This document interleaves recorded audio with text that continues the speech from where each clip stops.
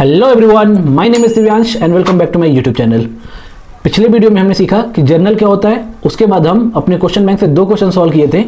आज हम क्या सीखेंगे कि जर्नल के एडवांटेजेस क्या होते हैं और फिर हम अपने क्वेश्चन बैंक से और 2 क्वेश्चन सॉल्व करेंगे। तो पहले हम सीखते हैं कि जर्नल के एडवांटेजेस क्या होते हैं। ये एक पूरा थ्योरेटिकल टॉपिक है, मुश्किल से 5 से 10 मिनट लेगा, उससे ज़्यादा नहीं लेगा। ठीक है, हम क्या सीखने वाले हैं कि जर्नल के एडवांटेजेस क्या होते हैं। ठीक है,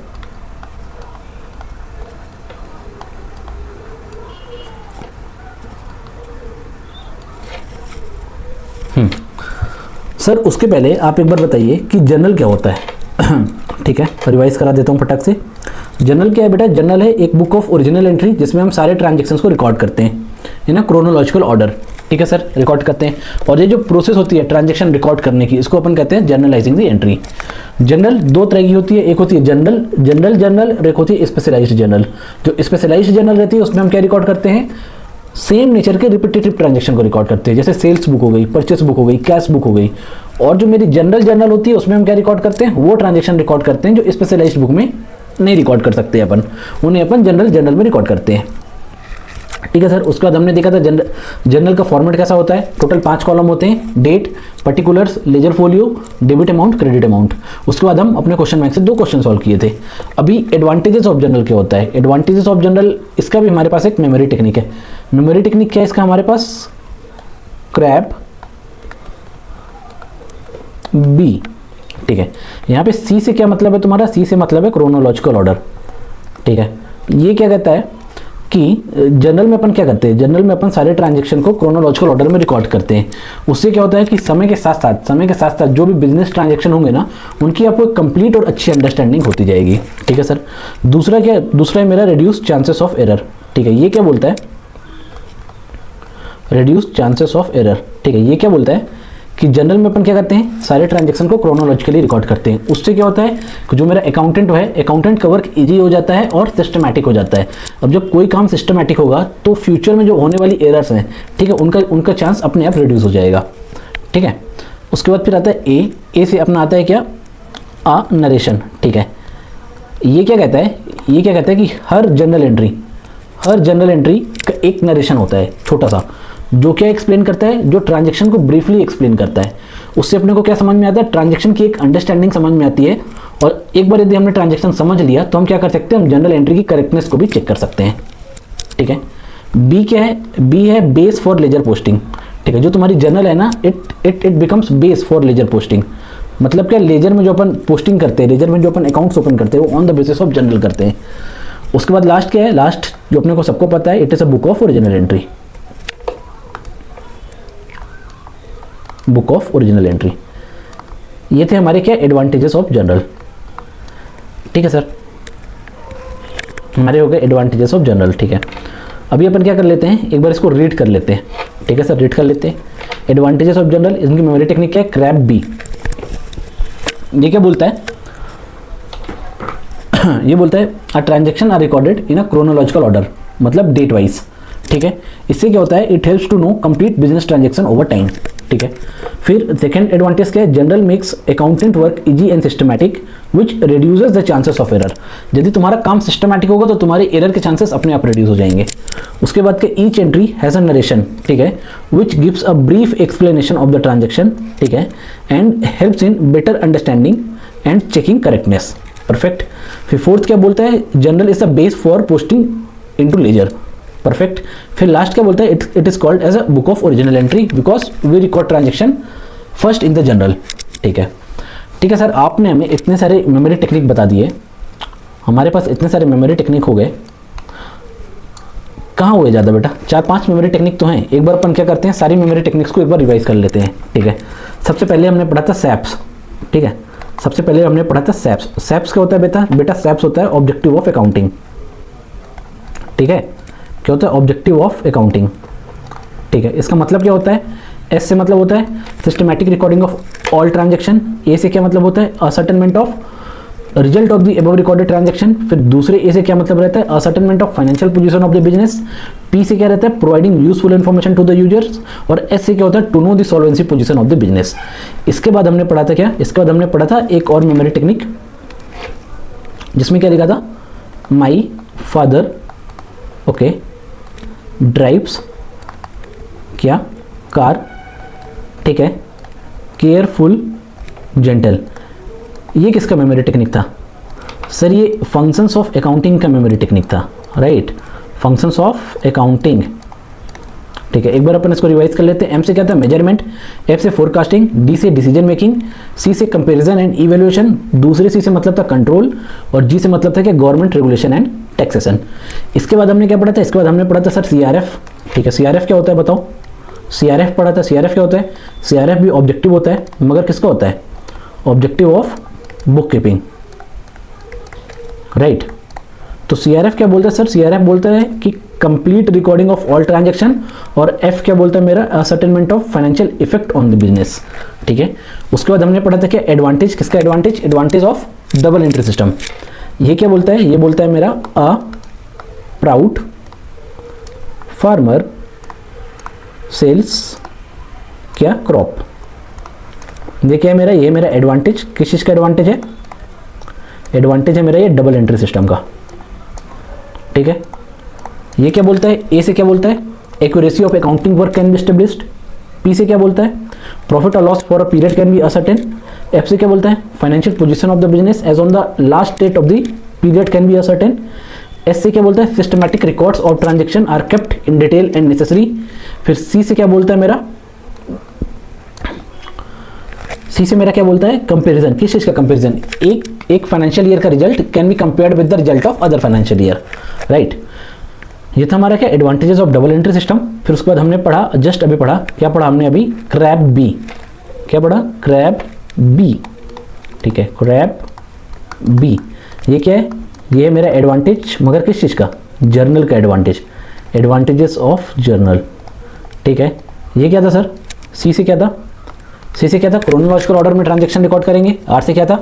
चांसेस ऑफ एरर रिड्यूस हो जाता है। ए से क्या होता है? हर एंट्री का एक नरेशन होगा, ठीक है। बी क्या है? बेस फॉर लेजर पोस्टिंग, और ये बी क्या है? बुक ऑफ ओरिजिनल एंट्री, ठीक है। तो ये था हमारा क्या? ये था हमारा एडवांटेजेस ऑफ जर्नल। अब हम क्या करेंगे? अब हम अपने क्वेश्चन से, अब हम अपने क्वेश्चन बैंक से दो क्वेश्चन सॉल्व करेंगे, इलस्ट्रेशन नंबर 11 और इलस्ट्रेशन नंबर 12। अब अपन अपने क्वेश्चन बैंक में जाते हैं।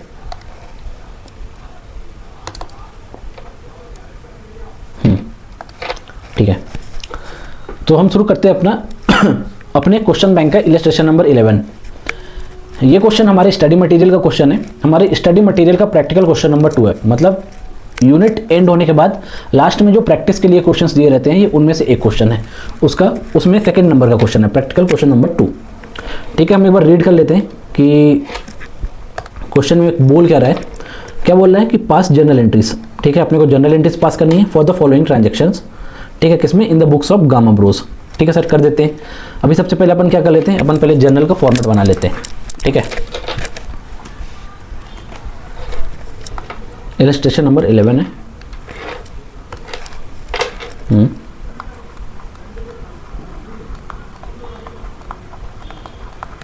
इलस्ट्रेशन नंबर 11 है। ये हमारे स्टडी मटेरियल का क्या है? Practical question number 2।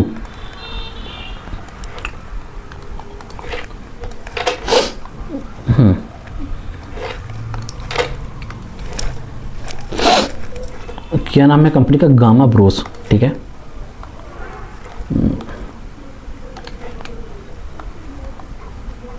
Journal entries किधर? इन द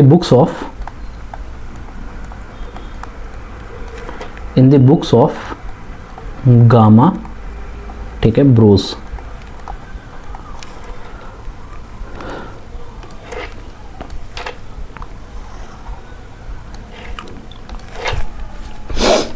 अपन अपना फॉर्मेट बनाते हैं। तो एक तो होगा हमारा क्या? डेबिट, एक होगा क्रेडिट। राइट, ये हो गया हमारा क्रेडिट, ये हो गया हमारा डेबिट। अभी इसके साथ क्या है? इसके बाद होगा हमारा ये लेजर फोलियो। ठीक है सर, लेजर फोलियो के बाद ये होगा हमारा क्या? पर्टिकुलर्स। ठीक है सर, और ये होगा हमारा क्या? डेट या सीरियल नंबर।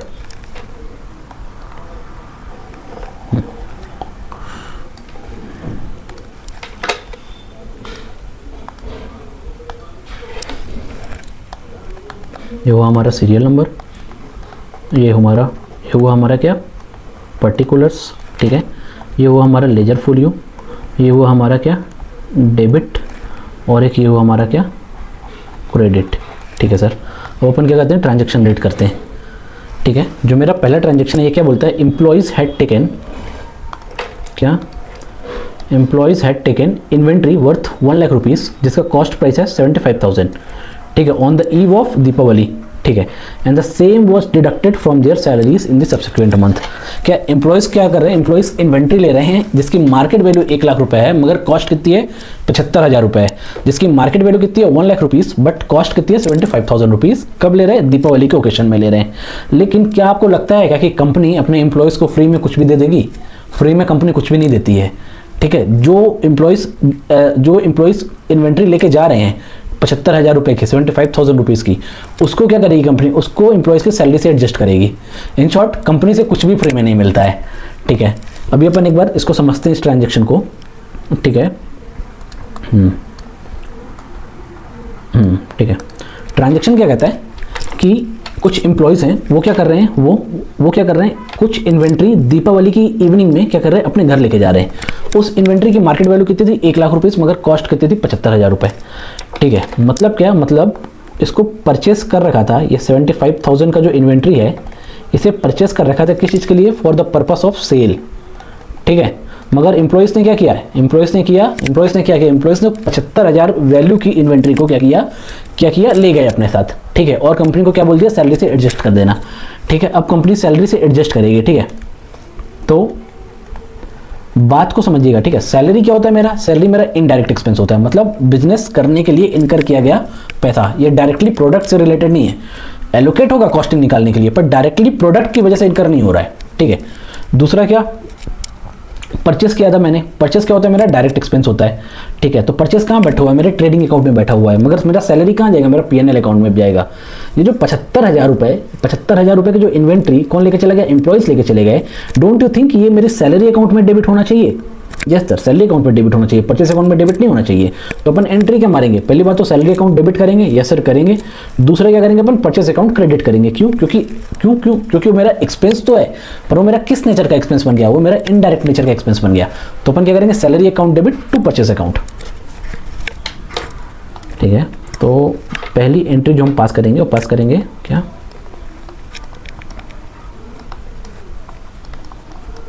सैलरी अकाउंट, ठीक है, डेबिट टू क्या, टू परचेस अकाउंट। कितने से करेंगे, 75,000 से करेंगे कि 1 लाख से करेंगे? 75,000 से करेंगे कि 1 लाख से करेंगे, बताओ सर। 75,000 से करेंगे। 75,000 से क्यों करेंगे सर? उसकी वैल्यू तो 1 लाख है ना बेटा, उसकी वैल्यू 1 लाख है मगर उसकी कॉस्टिंग कंपनी को तो 75 ही पड़ी ना। अब कंपनी अपने एम्प्लॉय से ही प्रॉफिट थोड़ी निकालेगी, समझ रहे हो।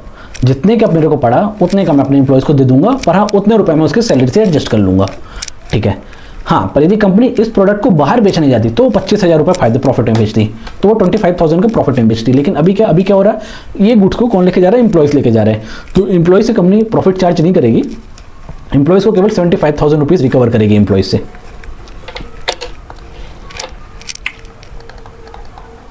75,000, ठीक है। बीइंग इन्वेंट्री, ठीक है, कितना, कॉस्टिंग 75,000, ठीक है, टेकन बाय एम्प्लॉई,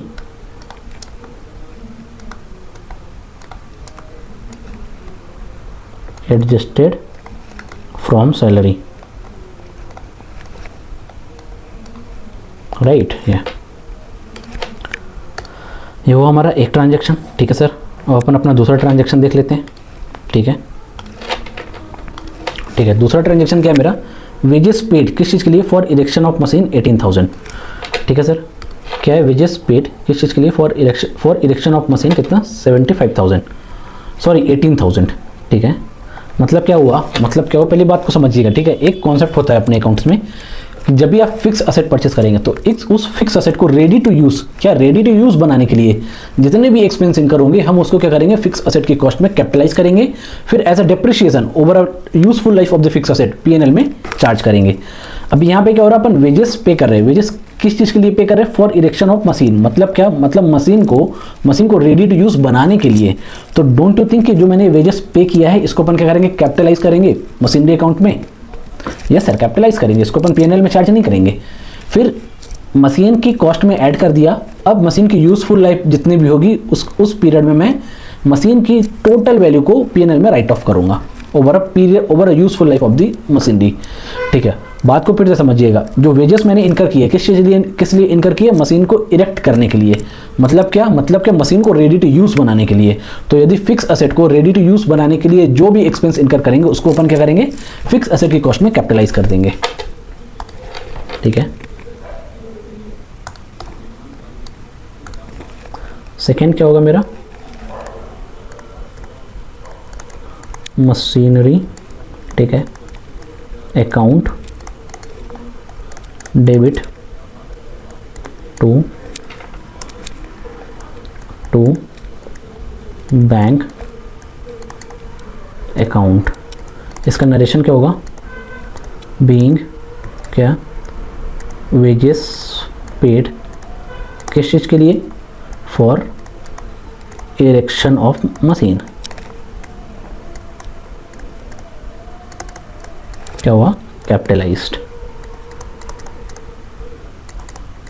ये हुआ कितने की, 18,000 राइट। यस सर, 18,000 की। ये हुआ 18,000। वो ये हुई मेरी एंट्री नंबर 2। ठीक है सर, अपन एंट्री नंबर 3 देख लेते हैं क्या है। एंट्री नंबर 3 है कि income tax liability of proprietor 17,000 was paid out of पेटी कैश। अभी बात को समझना, क्या इनकम टैक्स लायबिलिटी है किसकी, बिजनेस एंटिटी की नहीं, प्रोपराइटर की है। प्रोपराइटर की इनकम टैक्स लायबिलिटी क्या बिजनेस की लायबिलिटी होगी? बिल्कुल भी नहीं सर, ये प्रोपराइटर की पर्सनल लायबिलिटी है जिसे प्रोपराइटर ने बिजनेस के पेटी कैश से पे कर दिया है। ठीक है, मतलब क्या ये प्रोपराइटर की पर्सनल लायबिलिटी है जिसको प्रोपराइटर ने क्या किया, बिजनेस के पेटी कैश से पे कर दिया है। मतलब क्या मैं ऐसा कह सकता हूँ कि प्रोपराइटर ने बिजनेस से 17,000 रुपये निकाले, 17,000 रुपीज़ निकाले और फिर वो 17,000 ड्रॉ करने के बाद इनकम टैक्स को पे कर दिया, इनकम टैक्स डिपार्टमेंट को पे कर दिया। ऐसा कह सकता हूँ? यस सर, अपन ऐसा कह सकते हैं। मतलब क्या हुआ कि जो इनकम टैक्स लायबिलिटी है किसकी, प्रोपराइटर की पर्सनल लायबिलिटी है। इसको प्रोपराइटर ने क्या किया, बिजनेस के कैश से पे किया है। मतलब बिजनेस के कैश से पे किया, तो दिस इज अ ड्राइंग ना। मतलब अपनी पर्सनल लायबिलिटी डिस्चार्ज करने के लिए आप बिजनेस के रिसोर्स को यूज कर रहे हो। Yes sir, it's a drawing. तो एक अकाउंट जो मेरा डेबिट होगा वो कौन सा अकाउंट होगा, वो मेरा होगा drawing account. Yes sir, drawing account. और दूसरा क्या होगा मेरा, दूसरा होगा मेरा पेटी कैश अकाउंट। ठीक है, पेटी कैश अकाउंट। अभी ड्राइंग अकाउंट क्या हुआ मेरा, कैपिटल नेचर का है, राइट। ड्राइंग अकाउंट क्या है मेरा, ड्राइंग अकाउंट रिप्रेजेंट कर रहा है कि ओनर ने कितना पैसा बिजनेस से विड्रॉ किया है। मतलब क्या मैं इसको पर्सनल अकाउंट बोल सकता हूँ? Yes sir, representative personal account. पेटी कैश क्या है, मेरी रिसोर्स है, तो इसको मैं क्या बोलूंगा, असेट। असेट है तो क्या होगा मेरा, रियल अकाउंट बोल सकता हूँ? यस सर, बोल सकता हूँ। दोनों के रूल्स को कंबाइन करो, जनरल एंट्री पास करो। ठीक है, पर्सनल अकाउंट के लिए क्या रहता है, debit the receiver credit the giver. यहाँ पे क्या हो रहा है, यहाँ पे प्रोपराइटर क्या कर रहा है, बिजनेस से क्या कर रहा है, पैसा निकाल रहा है और इनकम टैक्स लायबिलिटी अपनी सेटिस्फाई कर रहा है। तो बिजनेस से पैसा निकाल रहा है, डेबिट द रिसीवर, तो अपन क्या करेंगे, ड्राइंग अकाउंट को डेबिट कर देंगे। लेकिन क्या और बिजनेस के पॉइंट ऑफ व्यू से तो क्या हो रहा है, कैश जा रहा है, पेटी कैश जा रहा है, तो क्या होगा, debit what comes in, credit what goes out. मतलब क्या, कैश अकाउंट को अपन क्रेडिट करेंगे। तो हमारी जनरल एंट्री क्या बनेगी, यहाँ पे हमारी जनरल एंट्री बनेगी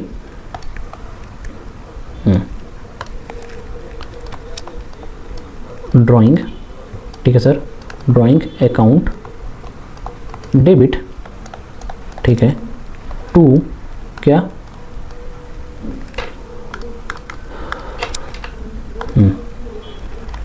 टू पेटी कैश अकाउंट। ठीक है, narration being income tax okay liability. ठीक है, किसकी, ऑफ प्रोपराइटर पेड। ठीक है, कितनी, 17,000 ना। यस सर, 17,000 की क्या किया, इनकम टैक्स लाइबिलिटी प्रोपराइटर ने बिजनेस से पे करा दी। ठीक है सर, ये हो गया मेरा थर्ड ट्रांजेक्शन। अब अपन थोड़ा सा टेबल को बड़ी कर लेते हैं।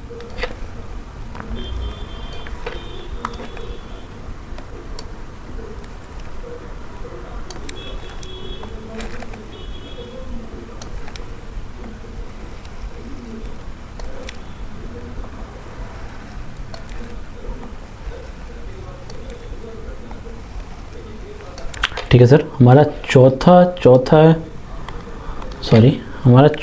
ट्रांजेक्शन क्या कर रहा है, purchase of goods from Naveen. ठीक है, of the list price 2 lakh. ठीक है, he allowed a 10% rate discount. ठीक है, he allowed 10% rate discount, 5,000 cash discount was also allowed for quick payment. ओहो, अब इसको अपन क्या करते हैं, एक बार लिख के सॉल्व करते हैं। ठीक है सर, इसको अपन लिख के सॉल्व करते हैं, समझते हैं क्या किया। गुड्स बेचा, किसको नहीं, नवीन से गुड्स परचेस किया। ठीक है, क्या किया हमने गुड्स परचेस किया। ठीक है, किससे परचेस किया, फ्रॉम नवीन। ठीक है सर, उसकी लिस्ट प्राइस कितनी थी गुड्स की लिस्ट प्राइस थी 2 लाख। ठीक है, अब ये 2 लाख के गुड्स में उसने मेरे को 2 तरह का डिस्काउंट दिया। ठीक है, 2 तरह का डिस्काउंट दिया मेरे को उसने। एक दिया क्या, ट्रेड डिस्काउंट।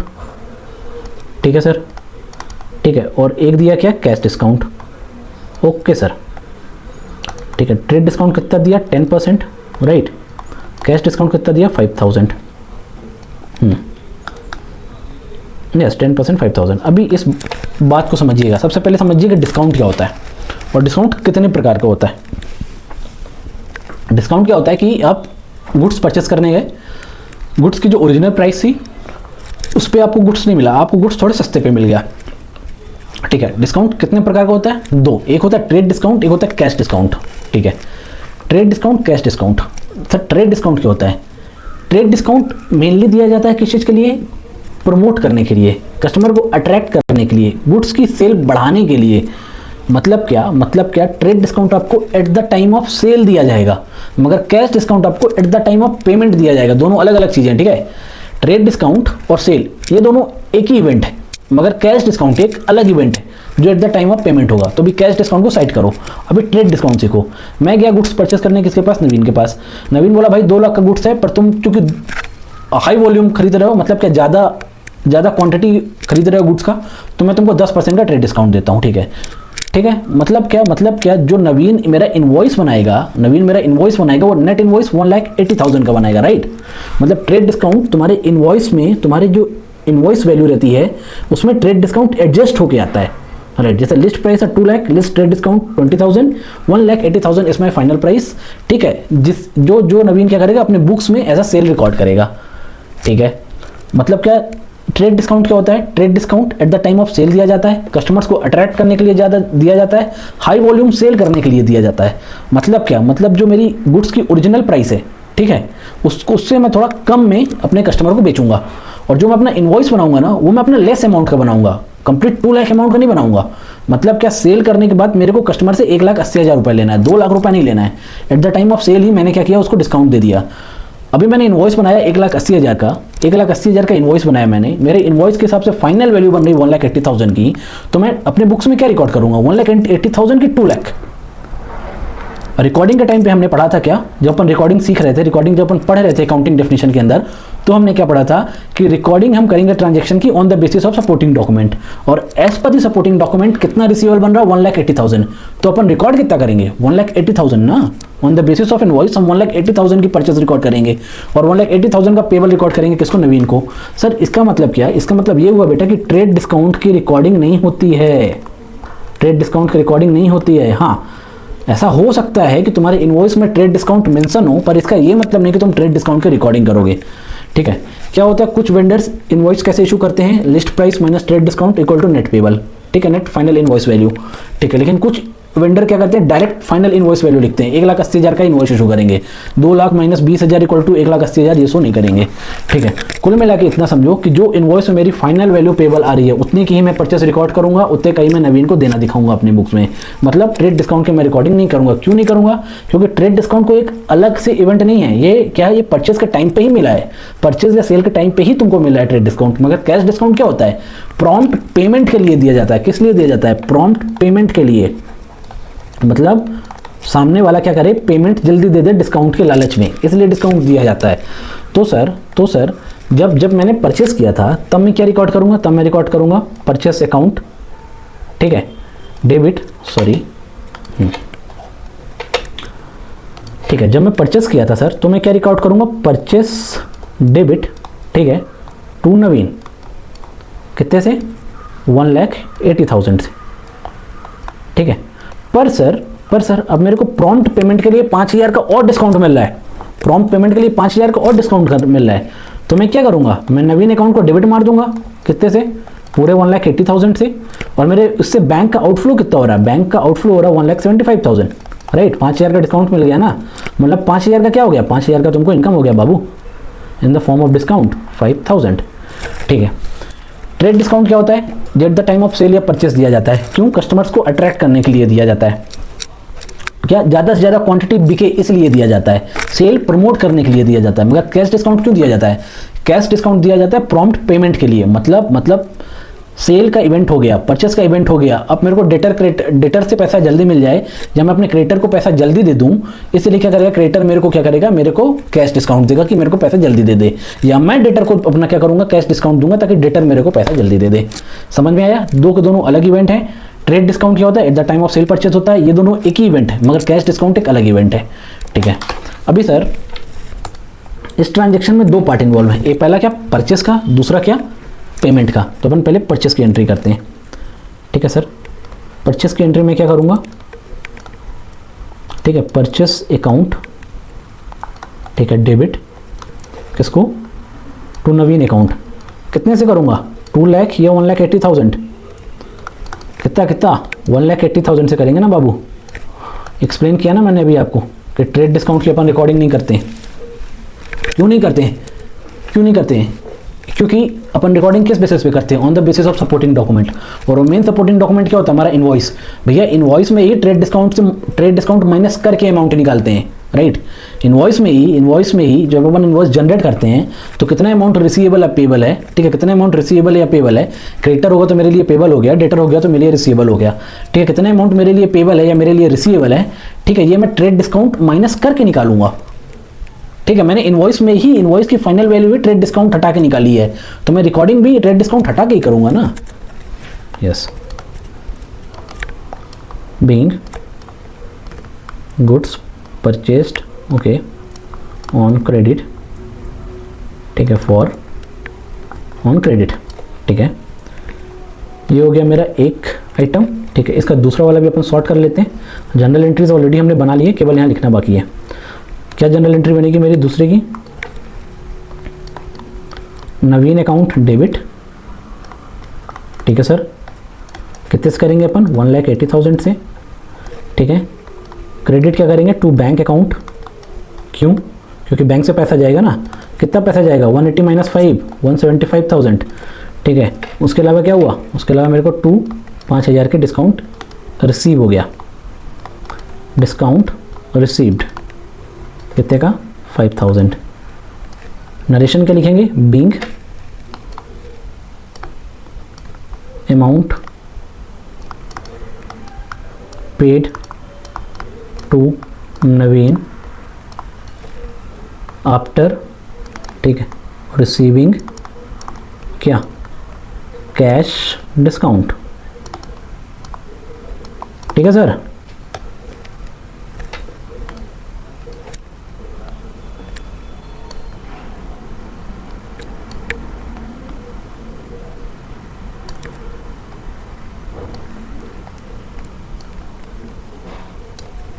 ठीक है सर, ये रही हमारा क्या, इलस्ट्रेशन नंबर 11, जो कि हमारे स्टडी मटेरियल का प्रैक्टिकल क्वेश्चन नंबर 2 है, ओके।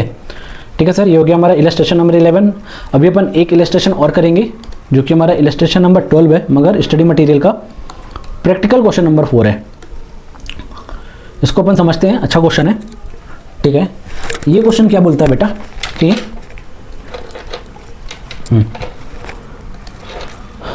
ये क्वेश्चन बोलता है so the effect of increase, so the effect of increase मतलब प्लस, डिक्रीज मतलब माइनस, नो चेंज मतलब जीरो, किसमें, on the assets of the following transaction, मतलब नीचे दिए गए जो ट्रांजेक्शन है उन ट्रांजेक्शन की वजह से मेरे असेट्स में क्या फर्क पड़ेगा, मेरे टोटल असेट्स बढ़ेंगे तो प्लस, घटेंगे तो minus, no change means zero, ठीक है। अपन एक एक करके ट्रांजेक्शन समझते हैं।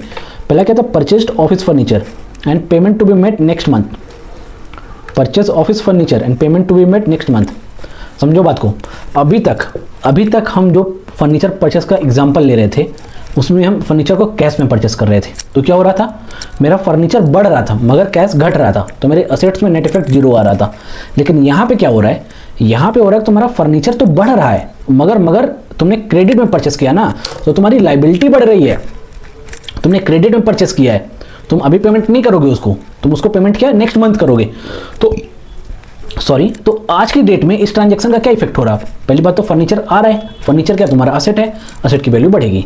दूसरा क्या फर्नीचर के बदले कैश आ रहा है, नो सर, हमने क्रेडिट में परचेस किया है, फर्नीचर के बदले लाइबिलिटी क्रिएट हो रही है। सेकंड इफेक्ट क्या, मेरी लाइबिलिटी क्रिएट हो रही है, असेट बढ़ रहा है, लाइबिलिटी क्रिएट हो रही है। नेट इफेक्ट क्या हुआ, असेट पे, नेट इफेक्ट क्या हुआ, असेट पे, असेट मेरा इंक्रीज होगा, असेट मेरा इंक्रीज होगा, ठीक है सर, असेट हमारा इंक्रीज होगा। एक बार हम आंसर पढ़ लेते हैं, इसका क्या लिखा हुआ है, ठीक है। आंसर इसका लिखा हुआ है कि furniture has been purchased, okay, making it an increase in assets, ठीक है, and also it being purchased on credit, it increases liability and there is no outflow of assets like cash और bank. मतलब क्या, मेरा net effect क्या आएगा, assets की value, net effect मेरा क्या आएगा, नेट इफेक्ट होगा तुम्हारा क्या, कि तुम्हारी असेट्स की वैल्यू बढ़ेगी, ठीक है सर, आया, समझ में आया हमारे। अब हमें दूसरा एग्जांपल, दूसरा ट्रांजैक्शन अपन देखते हैं क्या है। दूसरा क्या है, collected cash for repair service, collected cash for repair service, ठीक है, collected cash for repair service. Suppose मेरी एक बाइक रिपेयरिंग की शॉप है, मैं क्या करता हूँ, मैं एक मैकेनिक हूँ, मैं बाइक रिपेयर करता हूँ लोगों की, उसके बदले पैसे ले रहा हूँ। तो क्या हुआ, यदि मैं किसी को रिपेयर सर्विस दूंगा, तो मेरे को पैसे देगा, राइट, मेरे को पैसे देगा, वो मेरी इनकम होगी, राइट, मेरी इनकम होगी। तो इस एग्जाम्पल में समझना बेटा, इस एग्जाम्पल में समझना क्या हो रहा है कि मैं रिपेयर सर्विस दे रहा हूँ, मेरे को सामने वाला कैश दे रहा है, मेरी इनकम कैसे हो रही है, कैश में हो रही है। कैश क्या है, मेरा असेट है। तो इस ट्रांजैक्शन की वजह से दो इफेक्ट कहाँ पे जा रहे हैं, एक तो मेरा बुक में कैश बढ़ रहा है, दूसरी मेरी इनकम बढ़ रही है। एक कैश बढ़ रहा है, दूसरी इनकम बढ़ रही है। कैश क्या है, मेरा असेट, मतलब इस ट्रांजैक्शन की वजह से क्या हो रहा है, मेरी बुक में कैश की वैल्यू बढ़ रही है, यहाँ मेरी इनकम बढ़ रही है, ठीक है, इनकम बढ़ रही है। तो कैश क्या है, मेरा असेट। तो इस ट्रांजैक्शन का नेट इफेक्ट क्या होगा कि कैश की वैल्यू बढ़ेगी, मतलब असेट की वैल्यू बढ़ेगी इन बुक्स ऑफ अकाउंट। अपन इसको रीड कर लेते हैं कि इसमें क्या लिखा है, ठीक है। इसमें लिखा हुआ है cash has flowed in for services provided making it an increase in assets, ठीक है। तो अपन क्या करेंगे, इसको प्लस कर देंगे, ठीक है सर। अपन अपना थर्ड एग्जांपल देखते हैं। थर्ड एग्जांपल क्या है मेरा, गुड्स सोल्ड ऑन क्रेडिट। क्या, गुड्स सोल्ड ऑन क्रेडिट, ठीक है। मैंने क्या किया, सेल की, कैसे सेल की, उधारी में बेची। मतलब क्या, सेल की क्रेडिट में, मतलब क्या, इसके दो इफेक्ट बताओ। दो इफेक्ट क्या होते हैं सर, एक तो मेरा डेटर क्रिएट होता है, यस सर, पॉइंट नंबर 1। दूसरा मेरा सेल क्रेडिट होता है, सेल क्या, इनकम है। लेकिन अगर बार मैं असेट के पॉइंट ऑफ व्यू से सोचता हूँ कि इस ट्रांजेक्शन का किस किस असेट में फर्क पड़ेगा। पहला तो पड़ेगा डेटर्स में, कि मतलब मेरा रिसीवेबल बढ़ेगा आज की डेट में, क्यों, क्योंकि मैंने सामने वाले को माल बेचा है। दूसरा क्या, दूसरा इफेक्ट क्या मेरा इन्वेंट्री में आएगा, यस सर, इन्वेंट्री में आएगा। इन्वेंट्री की वैल्यू घटेगी, यस सर, इन्वेंट्री की वैल्यू घटेगी। मतलब क्या हो रहा है, इस ट्रांजेक्शन की वजह से क्या हो रहा है, दो इफेक्ट हो रहे हैं। एक तो क्या, मेरे डेटर्स क्रिएट हो रहे हैं। दूसरा क्या, मेरा सेल अकाउंट हिट करता है। लेकिन मैं असेट की बात करूँ तो मेरा क्या, इन्वेंट्री में फर्क पड़ेगा, इन्वेंट्री घटेगी। तो इसका मतलब क्या हुआ सर, एक असेट बढ़ा, एक असेट घटा, तो नेट इफेक्ट जीरो। नहीं बेटा, नेट इफेक्ट जीरो कैसे होगा, नेट इफेक्ट जीरो। तीन पॉसिबिलिटीज़ बनेंगी यहाँ पे। क्या? तीन पॉसिबिलिटीज़ बनेंगी। पहला क्या? पहली पॉसिबिलिटीज़ ये कि सेल होती है हमेशा प्रॉफिट में होती है, सेल हमेशा प्रॉफिट में होती है। 10,000 का माल मैं 12,500 में बेचूंगा, तो मेरी इन्वेंट्री की वैल्यू क्या होगी? 10,000 से घटेगी, मगर मेरी डेटर की वैल्यू 12,500 से बढ़ेगी, राइट, यदि मैं प्रॉफिट में बेचता हूँ तो। दूसरा क्या होगा? सर मैं लॉस में बेचूंगा।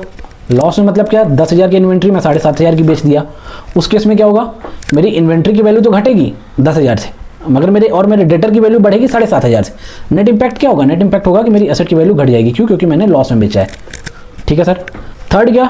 नो प्रॉफिट नो लॉस, मतलब क्या? 10,000 की इन्वेंट्री मैंने 10,000 में दे दी, 10,000 की इन्वेंट्री मैंने 10,000 में दे दी, नेट इफेक्ट जीरो। 10,000 से इन्वेंट्री घटा, 10,000 से डेटर बढ़ा, net effect zero, no profit loss. ठीक है। लेकिन यहाँ पे अपन क्या एज्यूम करके चलेंगे कि जनरली गुड्स अपन प्रॉफिट में बेचते हैं, जनरली गुड्स अपन प्रॉफिट में बेचते हैं, तो अपन क्या करेंगे? अपन ये मानेंगे कि गुड्स प्रॉफिट में बिका है, मतलब डेटर की वैल्यू सेल वैल्यू से बढ़ी है, मगर इन्वेंट्री की वैल्यू कॉस्ट प्राइस से घटी है। तो नेट इंपैक्ट क्या होगा? नेट इंपैक्ट होगा कि तुम्हारा असेट की वैल्यू बढ़ जाएगी। अभी अपन रीड करते हैं।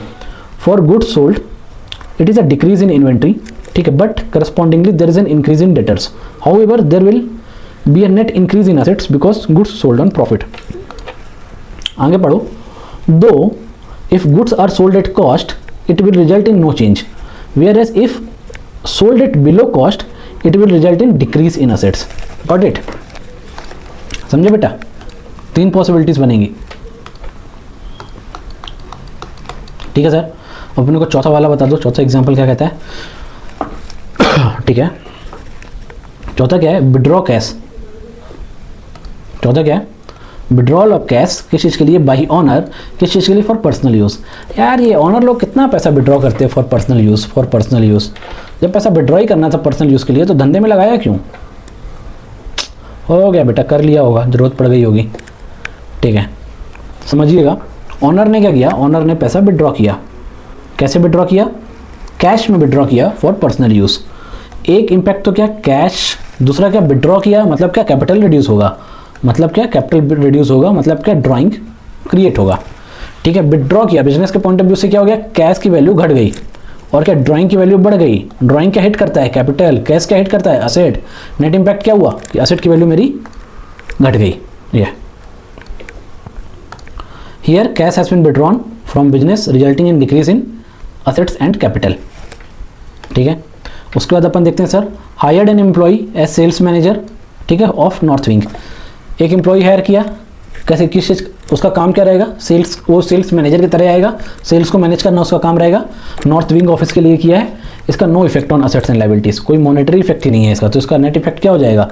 जीरो। ये only hiring of employees has been done, sorry, only hiring of employees has been done resulting in no change in assets. ठीक है, उसके बाद क्या है? Return goods worth 50,000। ठीक है, 50,000 का माल मैंने क्या कर दिया? लौटा दिया। क्या किया मैंने? 50,000 का माल लौटा दिया। ठीक है, मैंने गुड्स रिटर्न किए। ठीक है सर, मैंने गुड्स रिटर्न किए। इसको अपन समझते हैं, ये क्या बोलता है? गुड्स रिटर्न किया तो एक इफेक्ट तो क्या? इन्वेंट्री की वैल्यू घट जाएगी। दूसरा क्या? क्रेडिटर्स की वैल्यू घट जाएगी बाबू, राइट। इन्वेंट्री तो रिड्यूस हुआ, क्रेडिटर भी रिड्यूस हुआ। क्यों? क्योंकि यहाँ पे परचेस रिटर्न हो गया ना। जब परचेस हुआ था तो क्रेडिटर की वैल्यू बढ़ा था, और परचेस रिटर्न हो गया तो क्रेडिटर की वैल्यू घटेगा। लेकिन फ्लो किस चीज़ का हो रहा है? फ्लो तो इन्वेंट्री का हो रहा है ना। इन्वेंट्री इज योर असेट, तो नेट इंपैक्ट क्या हो गया? असेट की वैल्यू घट जाएगी। एफ नंबर देखो, असेट की वैल्यू घट गई। क्यों घट गई? पढ़ते हैं अपन। Outflow of goods has resulted in decrease in assets while money owed to creditors reduce on the liability side. ये अभी अपन देखते हैं अपना नेक्स्ट एग्जांपल क्या कहता है। One of our debtor agreed to pay his dues to mister C who is a creditor of the company with the same amount being due to him. बहुत अच्छा क्वेश्चन है, बहुत अच्छा क्वेश्चन है। Suppose करना कि जो तुम्हारा डेटर है, फॉर एग्जांपल तुम्हारा डेटर है पी, तुम्हारा क्रेडिटर है सी। पी ने क्या बोला कि जो पैसा सर मेरे को आपको देना था मैं आपको नहीं दे देता, मैं डायरेक्ट क्रेडिटर को दे देता हूँ। या मैंने पी को बोला कि बेटा जो सर आप जो पैसे मेरे को देने वाले थे डेटर भाई साहब, वो आप मेरे को ना देख के क्रेडिटर को दे दो। ठीक है, सेम अमाउंट का चेक इशू कर दो। मतलब क्या हुआ? दो चीज़ें हुई। एक तो क्या, तुम्हारी डेटर की वैल्यू घट गई। क्यों? क्योंकि डेटर ने पेमेंट कर दिया। दूसरा, तुम्हारे क्रेडिटर की वैल्यू घट गई। क्यों? क्योंकि तुमने भी क्रेडिटर को पेमेंट कर दिया। ऐसे होकर नहीं गया, पर ऐसे तो चला गया ना, तो डेटर की वैल्यू घटी, क्रेडिटर की वैल्यू घटी। अब सर ये क्या हो गया, डेटर क्या होता है हमारा, डेटर होता है हमारा रिसीवेबल, मतलब क्या हमारा असेट, क्रेडिटर क्या होता है हमारा पेबल, मतलब क्या हमारी लायबिलिटी। तो क्या हो रहा है, असेट की वैल्यू भी घट रही, लायबिलिटी की वैल्यू भी घट रही, पर क्वेश्चन क्या कह रहा है, अपने केवल असेट्स पे फोकस करना है। तो देखोगे तो असेट्स में क्या होगा, नेट इंक्रीज होगा, कितना, ये देख, सॉरी नेट डिक्रीज होगा, नेट डिक्रीज होगा, उसने पैसे दे दिया ना, पैसे दे दिया तो डेटर की वैल्यू कम होगी ना, नेट डिक्रीज होगा। क्या लिखा है, both assets and liabilities reduce by the same amount, meaning a decrease in assets. ठीक है, अब अपन देखते हैं अपना लास्ट एग्जांपल। लास्ट एग्जांपल क्या कहता है, entered into an agreement with Mehta and company to purchase all raw materials from their company from next year. Agreement enter किया है एक वेंडर से कि उसी से हम रॉ मटेरियल परचेस करेंगे फ्रॉम नेक्स्ट ईयर ऑनवर्ड्स। तो क्या ये असेट को इंपैक्ट कर रहा है, नो सर। क्या ये लायबिलिटी को इंपैक्ट कर रहा है, नो सर। क्या ये कैपिटल को इंपैक्ट कर रहा है, नो सर। ये सिंपल एक एग्रीमेंट है, ना परचेस हुआ, ना सेल हुआ, ना कुछ कैपिटल कंट्रीब्यूशन हुआ, कुछ भी नहीं हुआ, केवल एक एग्रीमेंट हुआ बस कि अगली बार से नेक्स्ट ईयर से मैं किससे खरीदूंगा रॉ मटेरियल, आपसे खरीदूंगा। तो इसका कुछ इफेक्ट नहीं होगा। नेट इंपैक्ट क्या है, 0। क्यों नेट इंपैक्ट 0 है, ओनली अ परचेस एग्रीमेंट है ना, has been entered into with no transactions taking place yet, मतलब क्या केवल और केवल एग्रीमेंट किया है, अभी कोई ट्रांजेक्शन नहीं किए। ठीक है बेटा, तो ये था हमारा क्या, इलस्ट्रेशन नंबर 12, जो कि हमारे स्टडी मटेरियल में प्रैक्टिकल क्वेश्चन नंबर 4 है। आज हमने क्या किया, इस वीडियो में हमने क्या किया, पहले तो हमने सीखा कि जर्नल के एडवांटेज क्या होते हैं। क्रैप बी का मतलब क्या है, सी से क्रोनोलॉजिकल ऑर्डर, आर से रिड्यूस चांसेस ऑफ एरर, ए से नरेशन होगा, बी से क्या होगा, बेस फॉर लेजर पोस्टिंग, और बी से क्या है, बुक ऑफ ओरिजिनल एंट्री। ठीक है सर, इसके बाद हमने क्या किया, अपने इलस्ट्रेशन अपने क्वेश्चन बैंक से 2 क्वेश्चन सॉल्व किए, illustration number 11 and illustration number 12, और दोनों क्वेश्चन हमारे स्टडी मटेरियल के क्वेश्चन थे। इलस्ट्रेशन नंबर 11 क्या था मेरा, इलस्ट्रेशन नंबर 11 था practical question number 2 in my study material. Illustration number 12 क्या था मेरा, practical question number 4 in my study material. So beta, that's all about today's session. See you, Divyansh, signing off. Stay tuned for my next video.